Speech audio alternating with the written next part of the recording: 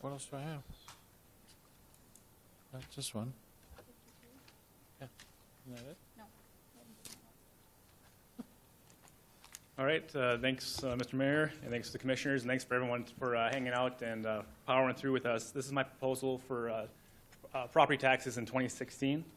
The overview is pretty simple. I want to reduce property tax mill levies by 20%. This is not a general fund cut. Rather, this is a reduction in the rate of growth for our property taxes. This general fund still grows to meet our needs. It puts money back in the pockets of the people. This should be seen as a stimulus where it'll encourage investment in properties, and disposable income will increase for individuals as well. So getting right into the meat and potatoes of it, from 2014 to 2016, we've seen a pretty dramatic increase in property taxes, about 19.5%. From last year, it was at 18.5, up 7.5% to almost $20 million, and next year it'll go up by 12% to $22.3 million. The general fund budget for the same years was $85 million, up 6% to 90, and projected 6.7 to $96 million. That's an estimate.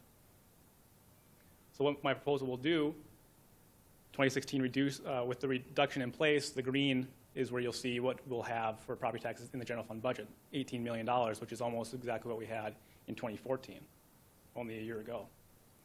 What I'll do to the general fund budget, which is the good news. The general fund grows by 2.3% with this reduction in place with about $2 to $2.5 million depending on growth. So instead of a 6.7% increase, we'll see a very strong 2.3. All right, so why do this? The first couple points are reiterations of the first slide. But another reason we should do this is high property taxes deter growth in the city of Fargo. We've already seen not a downturn, but a slowing for many reasons, but this is absolutely one of them as well. As home values increase, we should be able to take less from each individual, less percent from each individual, and still have enough money in our general fund budget to meet our needs. The scale of the economy will tell us that. We can reduce the burden on our residents and still get what we need. When the general fund budget increases to a higher than necessary rate, it preempts disposable income. So money that you might spend downtown, doing things that you like to do, generating economic growth, will be spent in areas like taxation. When you have more money in your pocket, you tend to spend it. That's how you grow an economy like Fargo. And what the graphs don't show you, what I can't predict to you, is how much money we will generate through sales taxes based on how much more people have in their pocket. Also, what that graph doesn't show you are other revenue sources that we're getting into, like selling water to West Fargo. I don't know how much that will be. Maybe we can talk to that, but that will put money in our general fund as well. Hundreds of dollars not spent on property taxes will be spent within the community and will be reinvested, like the Renaissance Zone. When we reduce the burden on taxpayers, they reinvest that into their businesses. Homeowners will increase the value of their homes by reinvesting. My fence broke, for example. I need to get that fixed. $100 to me would help with that cost. And I already said business owners will reinvest. So what would you do with an extra $100 in your pocket? Well, the mayor might go out and buy some gardening supplies. I know he's an avid gardener. I know that Mike Williams loves to go biking. And downtown, he might buy a new seat and generate growth in downtown Fargo. Melissa Soblik, you might invest in Buffalo. And that was a typo. Sorry about that. You'll probably go to Shields and buy a new jersey, which supports local businesses once again. Just a quick breakdown. More money in your pocket, more available spending. 16,000 homes in the city of Fargo.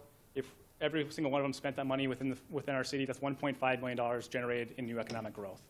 If half of them spent that, it's $750,000 of new economic growth that we're going to see. And of course, businesses will reinvest that money. All this means is a growing economy in the city of Fargo and increased sales tax revenues. So bottom line, this is pretty quick. We should look at this as a stimulus for our economy. More money in your pocket, more spending.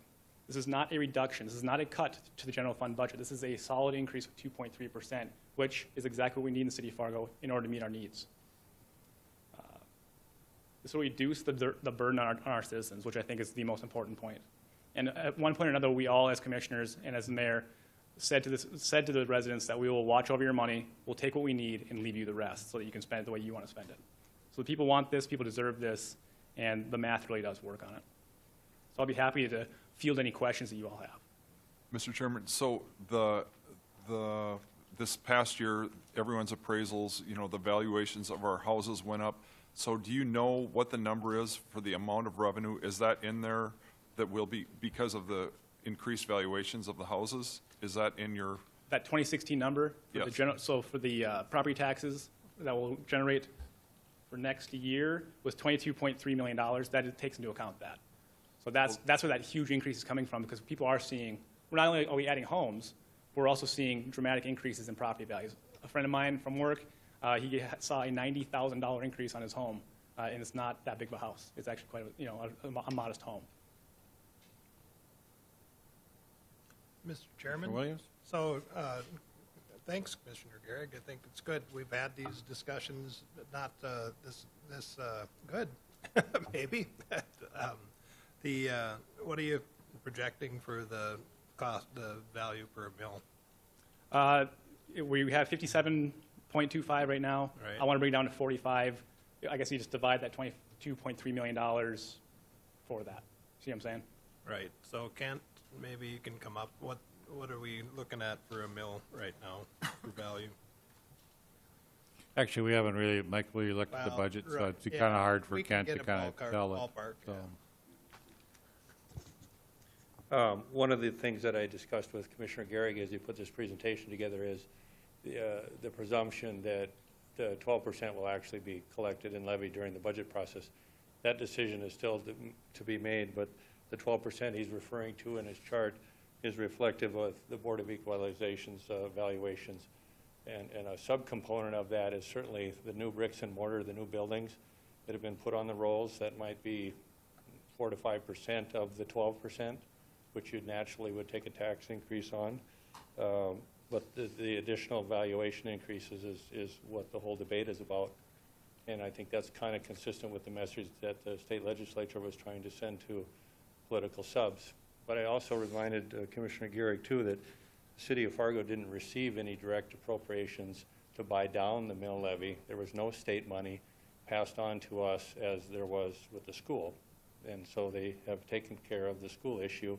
Now, to preface that a little bit, too, the 12% credit that they've funded, that money does come to us, and that was been a recent enactment that we levy it, but the money actually comes from the state. To answer your question specifically, it's about $433,000 per mill, and we are levying 57.25 mills, and that's been very consistent. You go back about 10 years, it was 59.25 mills, so just a slight reduction. And at the same time, what used to be 480 mills for the consolidated mills of all the taxing entities has gone down to about 325 or so. So you see that significant reduction coming from the buy down in the school funded by the state. Question? so when we looked at some things earlier on this, they said the average property owner in the city of Fargo's in the last 10 years, reduction of taxes has been 37%. Yeah, I think the recent enactments by the state legislature to buy that down has been significant. Thank you. Right. Mr. Chairman, the other thing that what I would like to do is, if we do this, is to challenge the park district and the school district to match our 20%. And then if that happened, that would have a huge impact. So I know we're just a small part of it, but imagine if all three of us combined and the economic impact of that. Mr. Chairman, and Tony, one of the things we talked about is this, it's dynamic. So when Ben gave us the valuations, over the course of time, so we're looking at a 2-year slot here. But over the course of time, we had this conversation. Its valuations have been pretty steady at 7% increase, and this was an anomaly this year. So it may be an opportunity. It's easy to give, but then to take it away. So let's say that it just goes up 2% next year. We may need more than that, but I like the idea of doing it on a year-by-year basis. I like that. It's something that, whether we approve this as presented or not, I think that annual analysis, okay, what do we really need from this valuation? Just because it's available doesn't necessarily mean that it's there, but then it also has to go the other way if, for heaven forbid, valuations go down. It didn't during the recession. Even then, it went up about 2.6%. But I think we need to be prepared to go the other way if we have to get back for those critical services. And one thing I want to piggyback onto that is, while the mill levies have been relatively consistent over the last number of decades, home values don't, in a city like ours, don't usually go up by 7-8% a year, year after year after year. I talked to one gentleman who owned his home for decades. He's been there for 40-some years. And he's saying he's paying now as much as he does in property taxes as he did for his first mortgage. That's substantial, and we need to understand that. We need to listen to the people of Fargo and know that they are looking at this. I get more emails about this than about anything else. This is something small we can do, and it really does, the math really does work. We have a growing general fund budget to record levels, and we can have efficiencies in other areas. So you would be willing to be analyzing this on an annual basis? Absolutely. To go up or down? Absolutely. And the public discussion, like you said, Mike, is very important.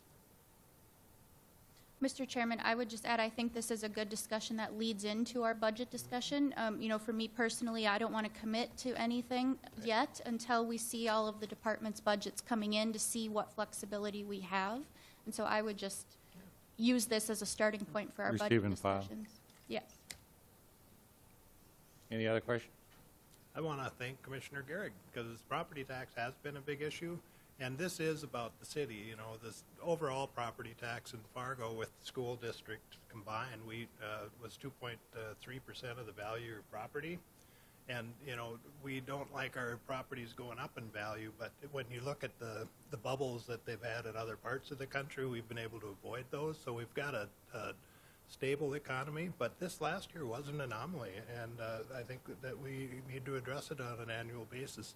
Now our total property tax is about 1.3%, thanks to state funding for education and school mill levy going from 295 mills down to about 133. But that doesn't mean that there isn't some things we can look at. So thanks. I just remind when we had this discussion, we talked about a balanced budget, so I think you also have committed to that. So I think we'll have to look in the budget what things actually come out to. Appreciate the assumptions, but we'll have to see how those assumptions come out. So this would be just an education. I don't know that there's a report. What do you want to do? Yep, Mr. Chairman, but I totally agree. This is the perfect time. We're going to be working on the budget, and so this is a good time to have all these work together.